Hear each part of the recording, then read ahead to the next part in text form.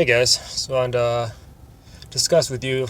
I was on my way to work, and like everybody, I start getting car thoughts.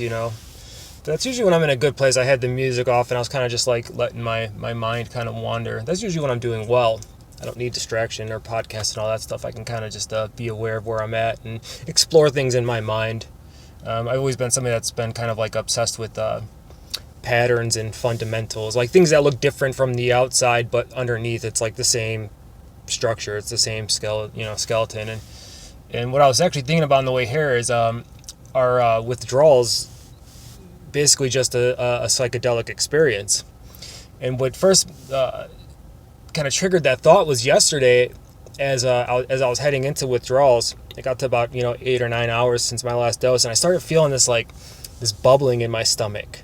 And I started feeling like this little bit of sensation in my body, like almost like I'm going up on an elevator. And I had the thought of like, holy cow, man, like it feels very similar to like taking like gel cap acid or like some good like psilocybin or something like that. And I started feeling this like that warmth over your face, where it almost feels like you're running a fever, but you're not. You start getting that like weird mouth feel and everything.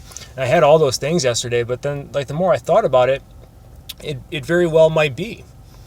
Because when we go through withdrawals, it's a week or two of pain, and you're rolling around and you're sick, but as far as what's going on emotionally and mentally, I mean, you really are being kind of pulled apart.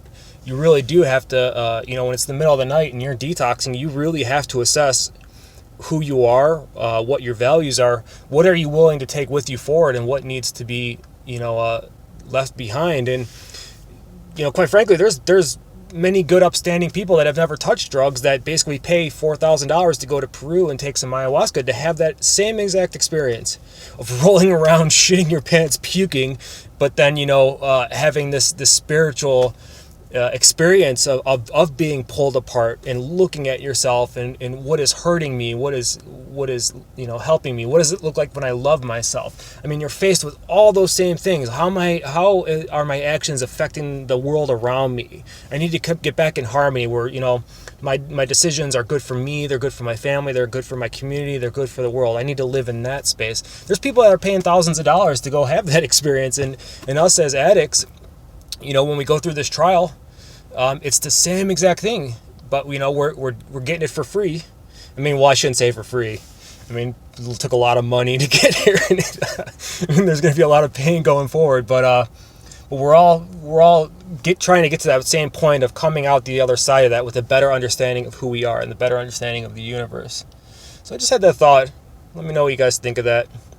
I'll probably, in the future, I don't know, I start thinking crazy stuff in the car, so I'll start posting some of my car thoughts. But, all right, love you guys.